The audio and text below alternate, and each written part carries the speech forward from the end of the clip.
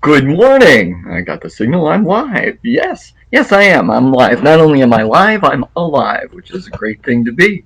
Uh, uh, great. It is great to be alive, and it's a great day, even though it's kind of miserable weather-wise. It's definitely not my favorite time of year. I love summer. I love summer.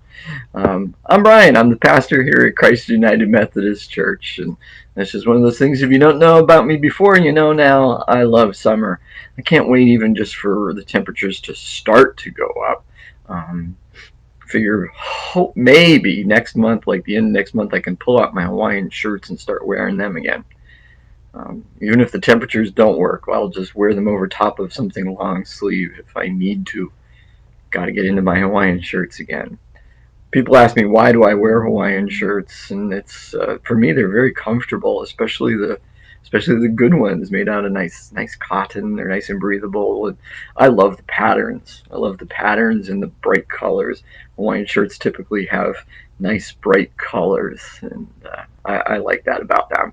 Um, in case you didn't know it, I'm loud. I have a loud personality and I wear loud clothing. So anyway, good morning, good morning, good morning. Thank you for joining me today. I already see some folks putting that on there. Hi, it's warm here. Yeah, Maureen, thanks for the reminder. Down at probably, I believe, in Florida right now, which is good for you. Good for you. Good morning, Pat. Good morning to you. And Ron is joining us. He sends me texts. Good morning, all. He said, good morning. So great to have you folks with us today. And I'm sure more will be joining as we go along. So, again, feel free to do that. Ooh, tell me you're there because I don't always see that. I don't know how many people are watching. Later on, I can go in and look and see, but I can only see numbers. I can't see who. So if you want to just let me know that you're there, say hello, say good morning. Good morning, Cindy. Good morning, Marcia. All right.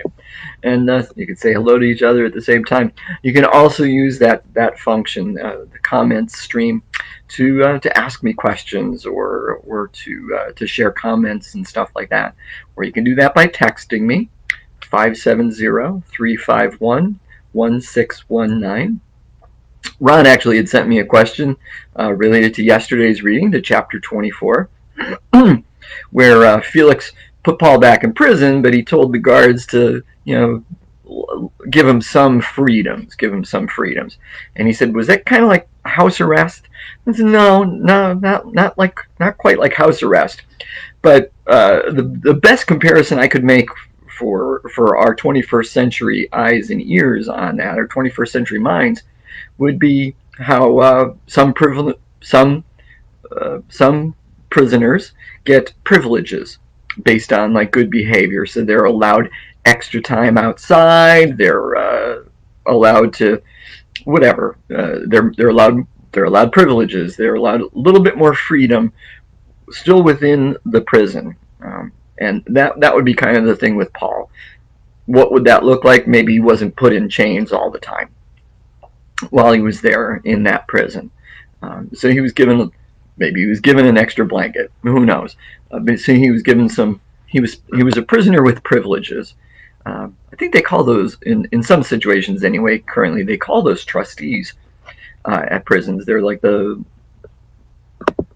prisoners that have a little bit of benefits, and they're sometimes put in charge of other prisoners. So that's probably a better description of Paul's situation. I noticed yesterday that Colleen, hi Colleen, you're probably joining us later, which is fine. You watch. I love that we're able to do this, and people can watch anytime they want, which is really cool. And so Colleen had made a couple comments, chuckles about what her translation said on a couple verses. And Colleen, you're using the Message, which is cool. Folks, if you're not familiar with the Message, it's Eugene Peterson wrote it. It is a paraphrase, which that's just an important thing to keep in mind when you do it. It can be fun. It can be fun to read the Message, and if using it on daily readings, working your way through the Bible, nothing wrong with it. I sometimes we'll go to the Message just to see how he puts something, and I have used it in worship from time to time. don't really have any intention in the next couple weeks because I'm trying to strictly use the NLT, New Living Translation, for my stuff. But who knows, I might change my mind. The only thing to remember about the message is that it is a paraphrase. And the thing with any paraphrase, by definition, that means that it's not, it's not a literal translation. It means it's my words. In the case of the message, it's Eugene Peterson's words. And that man, God bless Pastor Peterson, and God rest his soul. I am sure that he was welcomed by God with those amazing words, "Well done, good and faithful servant." He had a wonderful way of telling stories, and that's exactly what he did with his translation of the Bible. He used his gift of storytelling to truly make things interesting, especially things that in some cases aren't very interesting. So that's the only thing to remember. He uses his words on a lot of things, and sometimes it does make you chuckle. So I'm glad that you had that experience yesterday, Colleen. So that's enough talking for this morning as far as like preview, prelim, all that kind of stuff. We're gonna go to chapter 25. Not a very long chapter. It's a mid-size chapter, and I've got some stuff to talk about.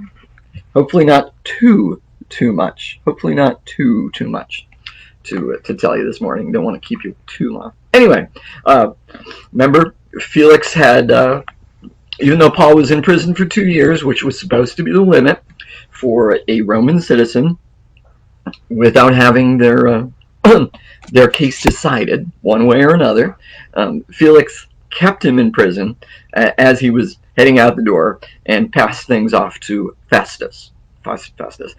And it was done as a favor to the Jews or because of a favor of the Jews. So either in hopes that something was going to happen, or in payment for something that already did happen, or because they bribed them. We can look at it from a couple different points of view. So 3 days after Festus arrived in Caesarea to take over his new responsibilities, he left for Jerusalem. Kind of right on top of things here, right? It only took 3 days. He's just starting his governorship, and only 3 days in, he's hitting the ground running. Where the leading priests and other Jewish leaders met with him and made their accusations against Paul. They asked Festus, as a favor, to transfer Paul to Jerusalem, planning to ambush and kill him on the way. But Festus replied that Paul was at Caesarea, and he himself would be returning there soon. Even though Luke doesn't say it, we're sure that Festus must have known that Paul was a Roman citizen by this point too. Maybe Felix told him. If nothing else, I'm sure it was in the files, so to speak. So he said, "Those of you in authority can return with me. If Paul has done anything wrong, you can make your accusations." About 8 or 10 days later, Festus returned to Caesarea, and on the following day, he took his seat in court and ordered that Paul be brought in. So just pause. Again, Luke is showing a pretty strict timeline here. He's saying Festus didn't dilly-dally in Jerusalem. He only, as I said, he only had 3 days up in Caesarea right after he started things. And maybe it's because of the Paul problem. He knows how important Jerusalem is. Jerusalem is the other big city in Palestine, in his territory. So he's going to be spending time in Jerusalem anyway. And he wants to get down there and touch base with people. Goes right in, starts talking to them. He already is aware of Paul, at least to some extent. So Festus may have been fairly quick, fairly right on top of things. Didn't waste a whole lot of time in Jerusalem. He's there 8 or 10 days, which when you're new in town, you got a lot of people to talk to. He's not only talking to the religious leaders, he's also talking to political and business leaders as well. Speaking of which, in verse 2, Luke does say that there's more than just priests. There's also other Jewish leaders, and the Greek term that Greek wording that he uses would indicate those same things. political and business. So apparently the Paul problem in Jerusalem is now affecting business and political leaders. The Jewish leaders, in particular the Sadducees, most likely, they've had 2 years to build up support for their charges against Paul, and they have apparently been able to turn government officials and business leaders their way. So anyway, he's only been there for 8 or 10 days, heads back up to Caesarea, and the very next day takes his seat. Very next day takes his seat and has Paul brought in. When Paul arrived, the Jewish leaders from Jerusalem, again probably a mix, gathered round and made many serious accusations they couldn't prove. Paul denied the charges. I am not guilty of any crime against the Jewish laws or the temple or the Roman government, he said. Pause. We remember one of the most serious, the most serious charge, especially from a Roman's point of view, that had been levied against Paul was that of sedition. So he's making it very clear, I have not done it. Many translations actually will say, might say emperor at that point, or imperial government, that kind of thing. But the Roman government, he's saying right off the bat, this is the most serious charge anybody's put against me, and he specifically mentions it, even though it hasn't been mentioned here, and even in the other charges, they didn't say that he did, but their charges of sedition could be considered that, so Paul's making everything clear. He's probably also making things clear as far as his request that's going to come up in a few verses. Then Festus, wanting to please the Jews, asked him, "Are you willing to go to Jerusalem and stand trial before me there?" But Paul replied, "No. This is the official Roman court. So I ought to be tried right here. You know very well I am not guilty of harming the Jews. If I have done something worthy of death, I don't refuse to die. But if I am innocent, no one has a right to appeal to me over to thee. No one has a right to turn me over to these men to kill me. I appeal to Caesar." Pause. So Festus, again, it says, Luke does not like Roman officials. Look, can we just say that and be blunt about it? Yeah, I mean, he has never put any of the Roman governmental officials in any kind of good light at all.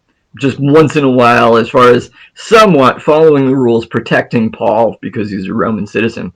But multiple times he's talking about them seeking favor with the Jews, and in which case was probably Jewish leaders, and yes, most likely the Sadducees sect, because they were Roman affiliated,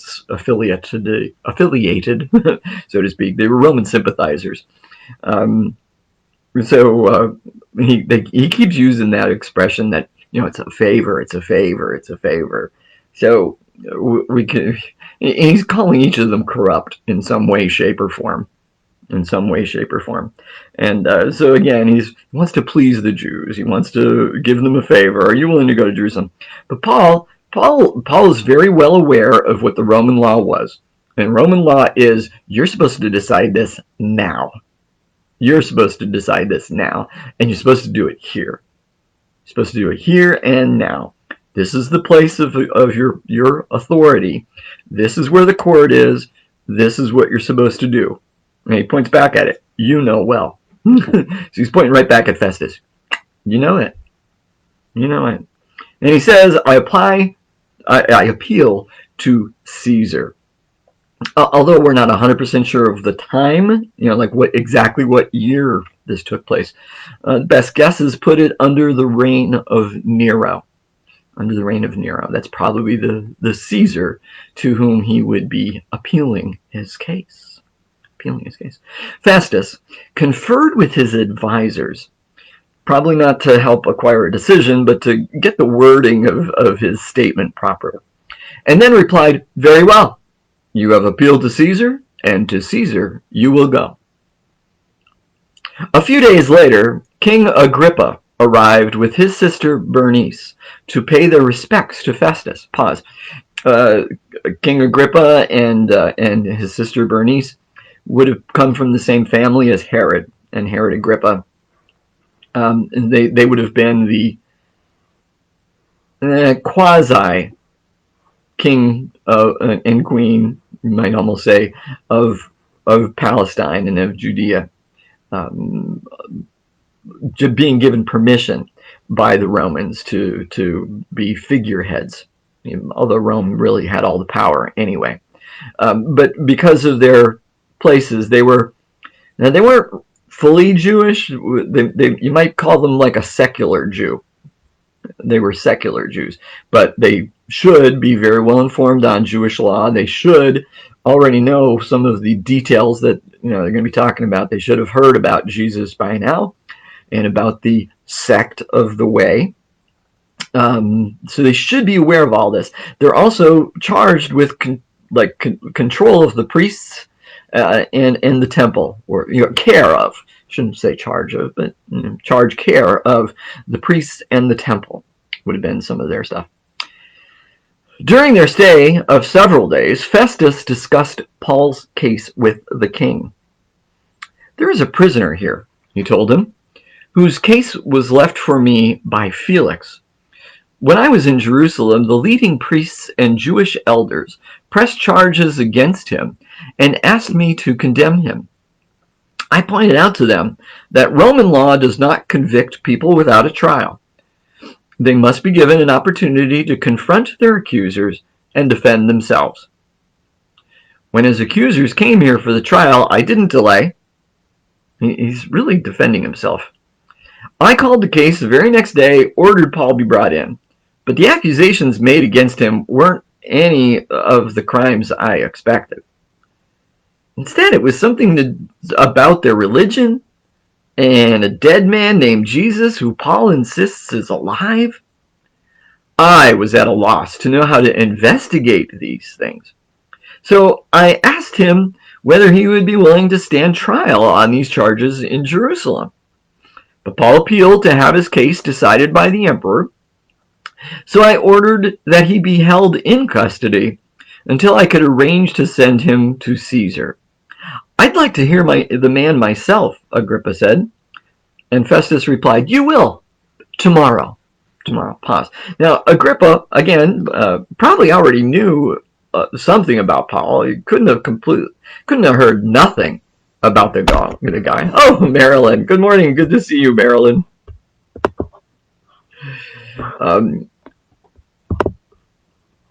He probably heard about Paul, knew something about Paul. So we could read in that sentence his thing, "I'd like to hear the man myself." Could be that he was, agreeing with Festus's request, or it could be more of a personal desire. I want to hear from him.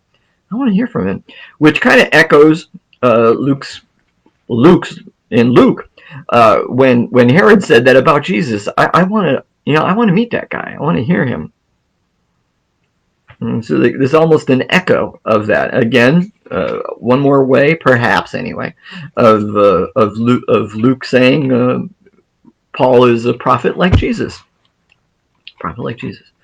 So, continuing, verse 23.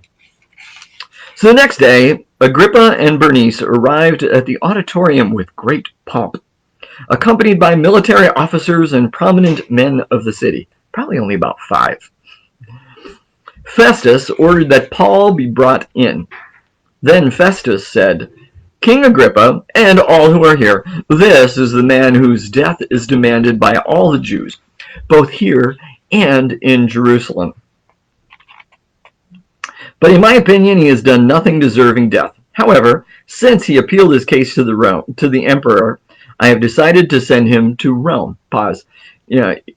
Either Festus is using hyperbole when he's talking about all the Jews, both here and Jerusalem, or he's just maybe he's parroting what he's been told by some of the religious leaders, saying all the Jews are against this guy, when we No, we're kind of on the in on this. We know that that's not the case. It's only a certain number of them who are and who have been. Continuing, but what shall I write the emperor? For there is no clear charge against him. Got to have a clear charge. Can't send him with a whole bunch of random facts or accusations. What are the charges? So I brought him before all of you, and especially you, King Agrippa, so that after we examine him, I might have something to write. For it makes no sense to send a prisoner to the emperor without specifying the charges against him. End chapter. So Festus, in this last little paragraph, gives his whole reasoning behind why he wants this presentation before Agrippa. There's a couple things. We can see it as him kind of casting off his responsibility, but that's not really the case. I don't think that's the case. He knows that he's the boss. He knows that he's in charge. Agrippa is not. Agrippa is a figurehead for a certain section of his territory, and he does not have any real power. So I don't think that's why Festus is doing that, and I don't see that in that statement. Festus admits that he has limited knowledge and understanding of some of these laws and Jewish laws, some of these things that people keep bringing up and accusing Paul of. So he wants to understand that. But here's the big one. Because he knows what he's going to do. He's got no choice. Paul has requested to be judged by the emperor. He's currying favor. I don't think so, Cheryl. I mean, that could certainly be. Yeah, he's new and he wants to be friendly with him, but there's not really any favor from Agrippa, because Agrippa doesn't have any real power. I think what it is, it's concern for himself before the emperor. If he sends Paul to Rome, which is what he's going to do, and he knows it's what he's going to do, it's what he has to do. If he sends Paul to the emperor without clear charges, he is going to be the one that gets in trouble. He could potentially, if nothing else, lose his governorship. He could lose his life. He could lose all kinds of things by wasting the emperor's time, by not giving him a clear charge or set of charges, well written out, well stated, exactly what the charges are, and sending that to Rome. I think that's the big reason for this presentation. And for bringing him here. He wants more information. He wants to understand what these charges are. He wants to gain some knowledge about this Jewish law, and all for self-preservation. He doesn't want to look like a fool before the emperor and then suffer the consequences of that happening. All right. So anyway, I know that's kind of a weird place to end, right? Paul's just about to say something. Yeah, well, we got to wait for that for tomorrow. And only a little bit left to go, right? Because that was chapter 25. We've got 26, 27, and 28. Woo! Yeah, I'm right. Three more chapters to go. Today is Tuesday, right? So that means Wednesday, Thursday, Friday. Now, so tomorrow's will be live here at 9 o'clock, unless something happens that I'm unaware of. But here's the plan. Let me put it that way. The plan is this, that tomorrow's will be live right here at 9 o'clock. Thursdays, I will pre-record. So tomorrow afternoon, I will be pre-recording chapter 27, and it will be available at 9 o'clock. So anytime after 9 o'clock, you'll be able to watch it whatever time you want Thursday. Anytime after 9, that's when it will be available here. That's because the bishop is having a communion service for clergy. And requested my presence. And when the bishop requests your presence, it's a good thing to go, even though it's online, right? And Friday, even though Friday is typically my Sabbath day, since it is our last video, I did want to do that one live. So I will be that one planned currently. Again, this is the plan. That one will be live at 9 o'clock on Friday. Well, my friends, again, thank you for joining me. Thank you for your words. Thank you for your interest. Thank you for your love and service of our Lord and Savior Jesus Christ. And I pray that this time has been beneficial, that you've learned something, that you've benefited in some way from my words, that God has spoken to you through them. I encourage you to keep your eyes and ears, your spiritual eyes and ears open to what God has for you today, what kind of ways God is going to be blessing you today. And I know that's going to happen. I believe that that is going to happen. Keep those spiritual eyes and ears open for God's activity in your life and in the lives of those around you and the life of this world. And when you see it, thank God, and then share that. Let others know that you did. All right, friends. Thank you. Have a blessed day.